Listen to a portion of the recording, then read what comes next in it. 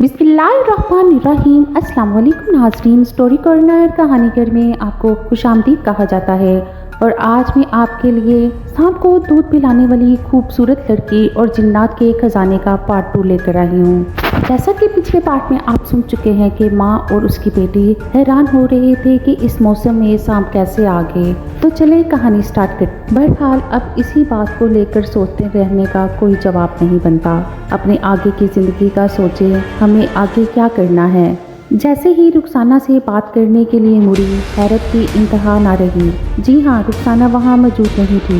मुझे हैरानगी हुई कि अभी तो हम बातें कर रहे थे, अभी ये कहाँ चली गई। मगर मैंने नज़रअंदाज कर दिया और सोचा कि अंदर किसी काम से गई होगी। थोड़ी देर गुजरी थी कि मेरा भाई कहने लगा कि आपा रुखसाना बाजी कहाँ पर है, मुझे इनसे काम था, मगर अभी वो कहीं नज़र ही नहीं आ रही हैं। मैं हैरान रह गई और कहा, इस बात का क्या मतलब है, वो कहाँ पर है? अभी तो यहाँ से अंदर गई है। मैं काफ़ी हैरान हुई कि रुखसाना कहाँ चले गई। मैंने अम्मा से पूछा कि अम्मा रुखसाना कहाँ गई है। अम्मा कहने लगी, मैं तो नहीं जानती, मैं भी तुम्हारे साथ ही बातें कर रही थी। अचानक वो ना जाने कहाँ चली गई। मैं बाहर निकली और आसपास के लोगों से पता करने लगी, मगर रुखसाना का कहीं कुछ पता नहीं था। पूरा गांव चक्कर काट के देखा, लेकिन रुखसाना कहीं ना मिली। अचानक मेरी नज़र खेतों में गई तो रुखसाना ना जाने वहाँ खड़ी क्या कर रही थी। मैंने दूर से ही रुखसाना को आवाज़ दी। उसने पीछे मुड़कर देखा तो उसके एकदम रंग उड़ गए, उसका पूरा वजूद कांप रहा था। उसने जल्दी से अपना मुंह छुपाया और भागकर मेरे पास आई। मैंने रुखसाना से पूछा कि रुखसाना क्या हुआ है, तुम इतना घबराई हुई क्यों हो और यहाँ पर क्या कर रही हो? जानती हो ना शाम होने वाली है और अम्मा कितना गुस्सा करती हैं। अब तो अब्बा भी नहीं है, आइंदा से बताकर घर से आना। और तुम किसी को बता के भी घर से नहीं आई, ये तरीका अच्छा नहीं है। अम्मा बहुत खफा हो रही थी। अब जल्दी चलो, इससे पहले कि शाम हो जाए और यहाँ पर कीड़े मकोड़े और जानवर बाहर निकल आए। रुखसाना मेरे साथ चलती जा रही थी, लेकिन बार बार पीछे मुड़कर ना जाने किसे देख रही थी। एक दो दफ़ा तो मैंने नज़रअंदाज कर दिया, मगर तीसरी दफ़ा मुझसे भी गुस्सा आ गया। मैंने रुखसाना से कहा, कौन है पीछे जिसको बार बार देख रही हो? तो फिर रुखसाना एकदम कांप उठी और कहने लगी, कोई नहीं, मैंने भला किसको देखना है। मैंने रुखसाना को कहा कि बार बार पीछे मुड़कर तो देख रही हो, बता दो मुझे क्या है। यहाँ पर अगर अम्मा ने पूछा तो तुमसे झूठ भी नहीं बोला जाएगा। रुखसाना ने एकदम मेरा हाथ छोड़ दिया और कहने लगी, क्या हो गया है रज़िया, जानती तो हो कि मुझे शाम के वक्त डर लगता है, फिर बार बार एक ही बात क्यों दोहराई जा रही हो? रुखसाना ने आज तक मुझसे ऐसे बात ना की थी, न जाने उसे क्या हो गया था, कितने गुस्से में मेरे साथ बात कर रही थी। मैंने रुखसाना से कहा कि ठीक है, आराम से बात कर लो, इतना गुस्सा किस बात पर कर रही हो? मैंने तो सिर्फ बात ही पूछी है कि बार बार पीछे मुड़कर क्या देख रही हो। मैंने रुखसाना का हाथ छोड़ा और उसे कहा, तुम जल्द से जल्द घर जाओ, मैं बस थोड़ी देर में आती हूँ। रुखसाना कहने लगी, अब तुम कहाँ जा रही हो?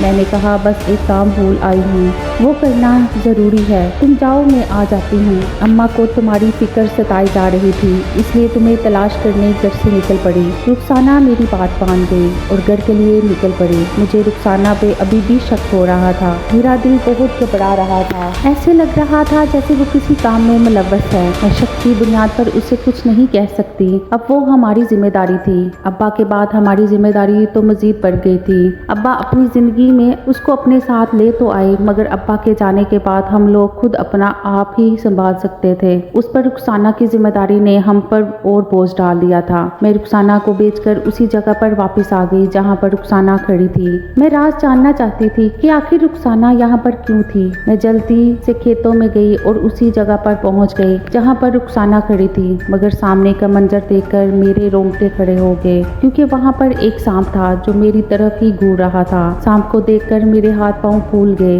मेरे मेरे पैर कांपने लग गए। मगर हैरत की बात ये थी कि वो सांप जमीन में से कुछ चूस रहा था। मैंने थोड़ा सा आगे जाकर देखा तो वहाँ पर दूध पड़ा हुआ था। मैं जल्दी से वहाँ से भागकर घर को आ गई। शाम हो रही थी। रास्ते में भी कई अभी कीड़े मकोड़े जानवर नजर आने थे। घर पहुंची तो अम्मा काफी गुस्से में थी। कहने लगी कि पहले वो गायब थी और अब तुम गायब हो। जाओ, ना जाने तुम दोनों लड़कियां क्या करती फिर रही हो। तुम दोनों के अब्बा मरे हैं मगर मैं भी जिंदा हूँ। कम से कम मेरा ही ख्याल कर लो। मेरी भी इस गाँव में बहुत इज्जत है। ये ना हो तुम दोनों की वजह से मुझे अपना सर झुकाना पड़ जाए। अम्मा की बात समझते हुए मैं अपना सर पीटी और कहा, अम्मा आप ऐसा कैसे सोच सकती हैं। हम दोनों में से कोई भी ऐसी हरकत नहीं कर सकता कि कभी हमने ऐसी हरकत की है। हमारी तो सोच इससे बहुत ऊपर की है। अब फिक्र ना करें, कम से कम हम आपका सर नहीं झुकाएंगे। मुझे कुछ काम था, इसीलिए मैं रुखसाना को बेच के वो काम करने लगी। अम्मा कहने लगी कि हाँ जानती हूँ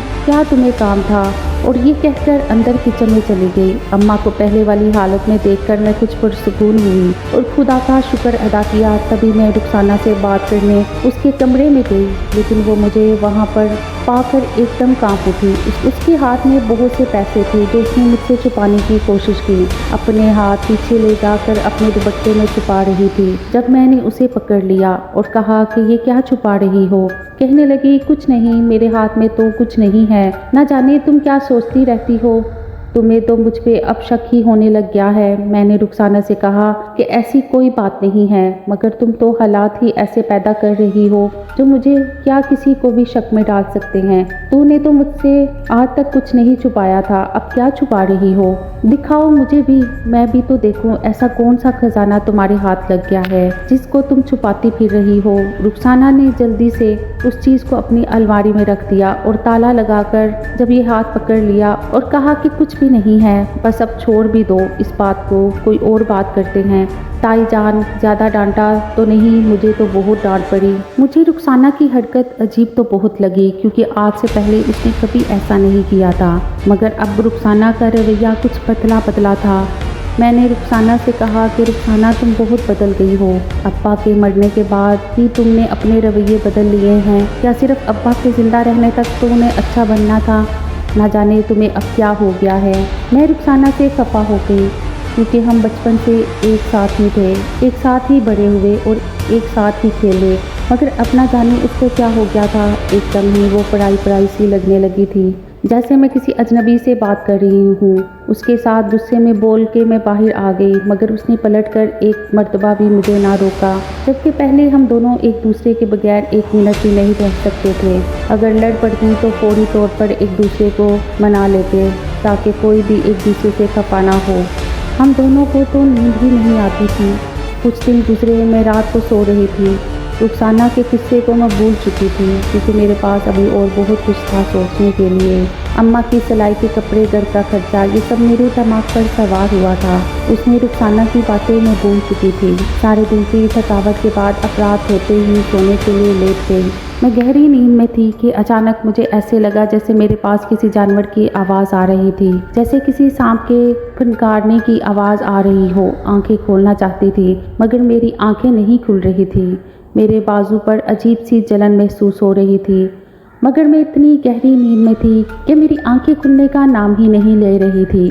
सुबह के वक्त चिड़ियों की चहचहाहट से मेरी आंख खुली। अभी आसमान पर कुछ अंधेरा सा था। मैं समझ गई कि सुबह का वक्त हो गया है। मैं उठी और उठकर बैठ गई। कुछ देर बैठी रही ताकि अपने जिस्म को पुरसुकून कर सकूं, मगर तभी मुझे अपने बाजू पर अजीब सी जलन महसूस हो रही थी। मैंने अपना बाजू देखा तो वहाँ कुछ भी नहीं था सिवाय 2 नुक्तों के। वो नुक्ते किस चीज़ के थे मुझे कुछ समझ नहीं आ रही थी।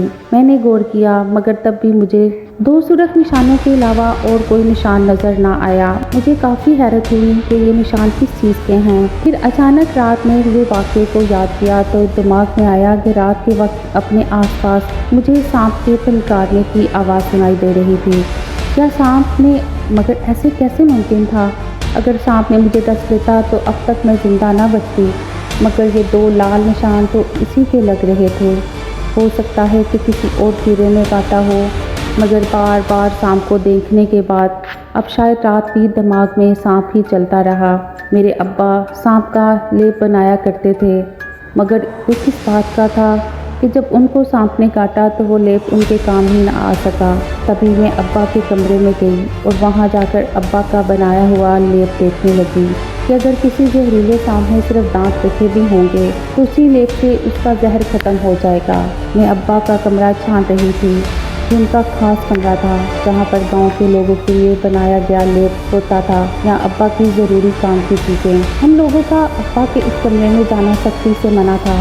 अब्बा ने कभी भी हमें इस वाक़या की इजाज़त ना दी थी कि हम इस कमरे में जाएं। वजह क्या थी ये मैं नहीं जानती थी, मगर इतना ज़रूर जानती थी कि यहाँ पर कुछ खास ज़रूर है, वरना अब्बा कभी भी हमें किसी चीज़ से भी नहीं रोकते थे।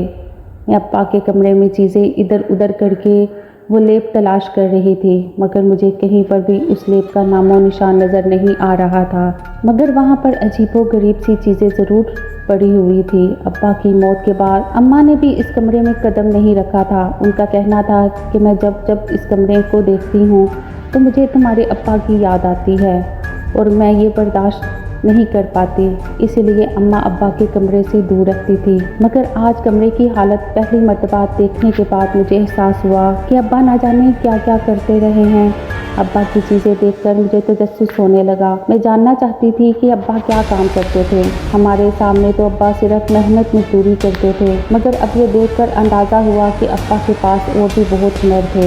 मैं लेप को तलाश करती हुई एक अलमारी के पास गई।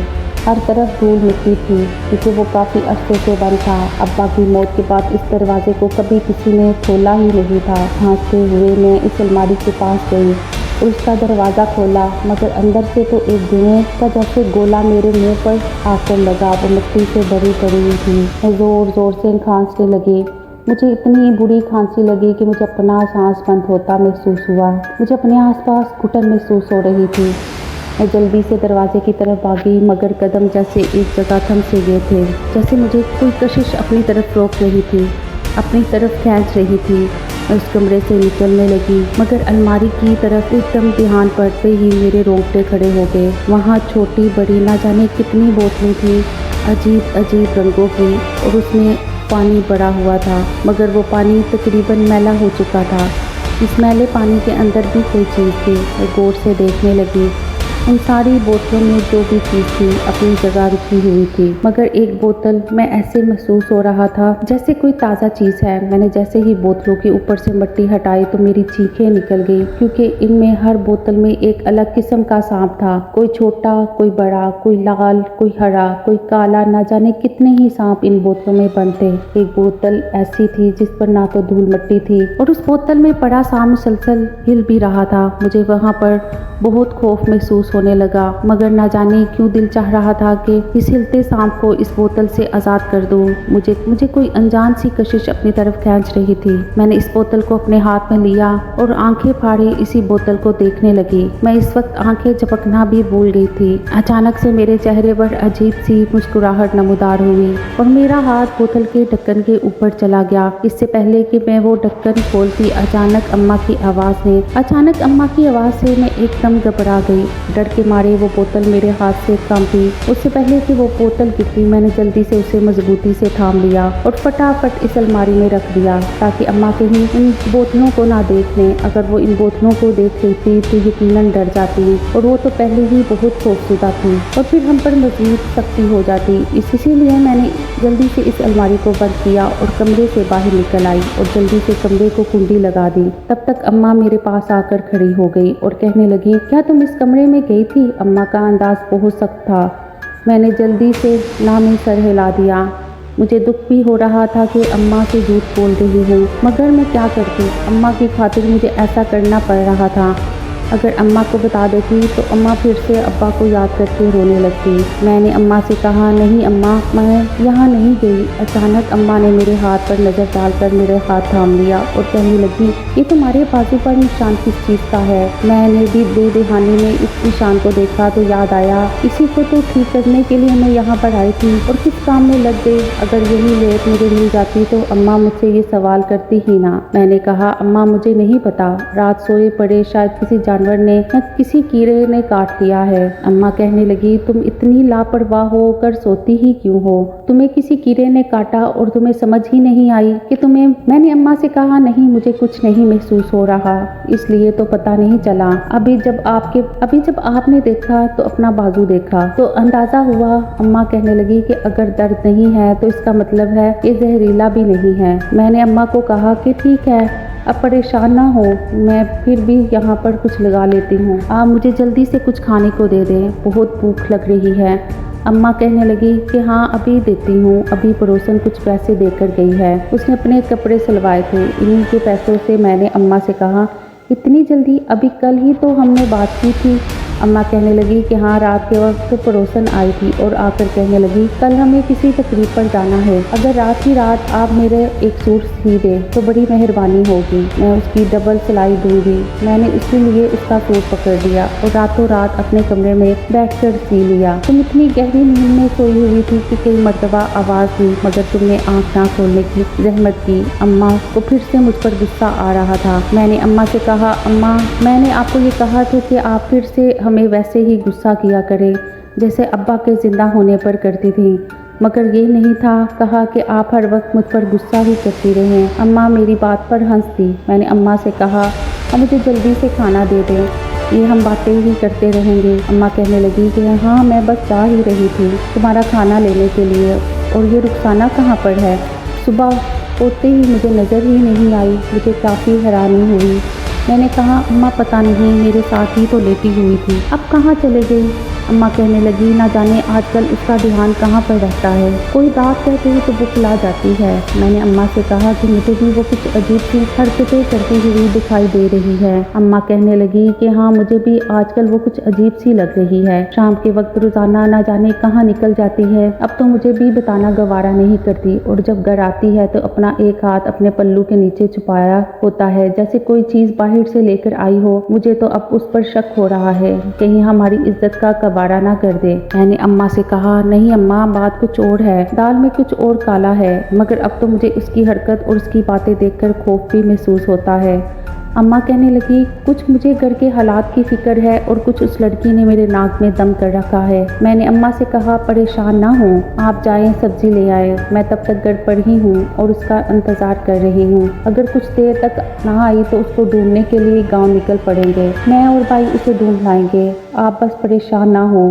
अम्मा खाना लेने के लिए चली गई और मैं जल्दी से अब्बा के कमरे में दोबारा चली गई और वहां जाकर सबसे पहले लेप ढूंढा, जो बहुत मेहनत के बाद मुझे मिल ही गया। मैंने जल्दी से अपने बाजू पर लेप लगाया तो मेरी चीखें निकल गई, क्योंकि इस लेप से मुझे बहुत जलन महसूस हो रही थी। और फिर मैंने एक दफ़ा इस अलमारी को खोलना चाहा, लेकिन जैसे मुझे किसी ने रोक लिया तो इसी तरह मैं कमरे से वापस आ गई और अब रुखसाना का इंतज़ार करने लगी थी। मैं सहन में चहल पहल करती हुई उसका इंतजार कर रही थी कि अचानक मेरी नज़र उस नुक्कड़ पर चली गई जहां बहुत बड़ा सुराख था, जहां से एक रोज़ सांप भी बाहर निकला था। मैंने देखा कि उसके ऊपर से कपड़ा हटाया हुआ था। मेरे एकदम रोंगटे खड़े हो गए। वो सांप कहाँ चला गया? उसमें तो सांप बंद था। मेरा सर दर्द से फटने लगा, परेशानी से मेरा बुरा हाल था। अम्मा घर आई और आकर कहने लगी, रुखसाना को कुछ पता चला? मैंने अम्मा से कहा, नहीं अम्मा, घर पे बैठे मैं अभी बस आई। अम्मा कहने लगी, तुम कहाँ जा रही हो? मैंने कहा, अम्मा रुखसाना को ही देखने जा रही हूँ, बस आप यहाँ पर बैठें और फिर देखें, मैं जल्दी से आ जाऊँगी। अम्मा वहाँ पर परेशान हालत में खड़ी रही और मैं जल्दी से खेतों की तरफ भागी। मैं जानती थी कि ये सब किया धरा रुखसाना का ही है, न जाने वो क्या काम करती फिर रही थी। मैं जल्दी से खेतों की तरफ आ गई तो खेतों में रुखसाना खड़ी थी। मैं चुपके से मुंह को ढांपे उसके पीछे जाकर खड़ी हो गई, मगर सामने का मंजर देखकर मेरे पैरों तले जमीन निकल गई। जब रुखसाना एक सांप को दूध पिला रही थी और फिर जब वो सांप दूध पीकर वहां से गया तो वहां पर बहुत सारे पैसे पड़े हुए थे। रुखसाना ने जल्दी से वो पैसे उठाए और जैसे ही पीछे मुड़कर देखा उसकी चीखें निकल गई। मैं तो हैरान थी। मैंने कहा, रुखसाना ये सब क्या कर रही हो? कहने लगी, रज़िया किसी को बताना मत, ये ना जाने कैसा सांप है। मैं जब भी इसको दूध पिलाती हूँ तो खेतों में से मुझे बहुत से पैसे मिलते हैं, इसीलिए मैं हर दूसरे दिन इसको दूध पिलाने यहाँ पर आ जाती हूँ। मैंने रुखसाना से कहा कि रुखसाना, तुम जानती भी हो तुम क्या कर रही हो, अगर अम्मा को इस बात का इल्म हुआ तो तुम्हें घर से निकाल देंगी। मगर रुखसाना कहने लगी, रज़िया किसी को कुछ मत बताना, मैं तुमसे वादा करती हूँ कि मैं आज के बाद कभी यहाँ पर नहीं आऊँगी। मैंने उसे कहा कि ठीक है, मगर ये सांप आता कहाँ से है। तभी वो कहने लगी, ये वही सांप है जिसको तुमने एक मरतबा घर में कैद किया था, मगर ना जाने क्यों मेरा दिल बहुत बेचैन रहता था। हमेशा दिल चाहता कि मैं इस कपड़े को हटा दूँ और इस सांप को आज़ाद कर दूँ, और फिर मैंने उसे आज़ाद कर दिया। मैं अपना सर पकड़ के बैठ गई। मैंने कहा, रुखसाना तुमने ये क्या कर दिया है। बहरहाल अब तुम चलो घर, अम्मा बहुत गुस्से में हैं और यकीनन तुम्हें बहुत झिड़केंगी। अब इसके लिए तैयार रहना और रोने की ज़रूरत नहीं, ये इसमें तुम्हारी ही गलती है। अगली सुबह ना जाने मेरे दिल में क्या आया कि मैं चलते चलते खेतों में आ गई। रुखसाना को तो सख्ती से मना कर दिया था, मगर पता नहीं क्यों मेरा दिल चाह रहा था कि मैं भी खेतों में जाकर देखूं। तब ही मैं खेतों में गई और वहाँ पर वही सांप जैसे रुखसाना का इंतजार कर रहा था। मेरे हाथ में एक दूध की प्याली थी।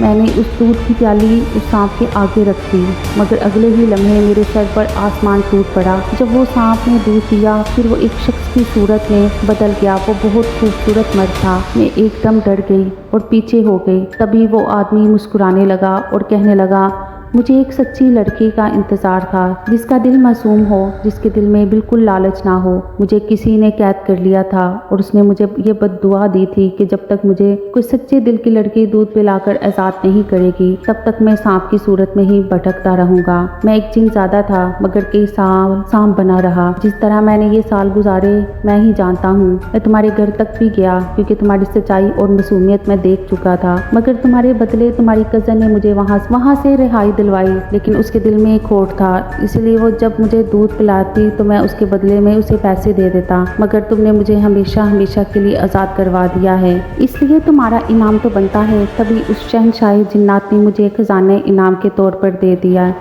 हमने सारी ज़िंदगी जितनी गुर्बत काटी थी, आज हम बहुत अमीर थे और ये सिर्फ शहंशाह जिन्नात की वजह से हुआ था।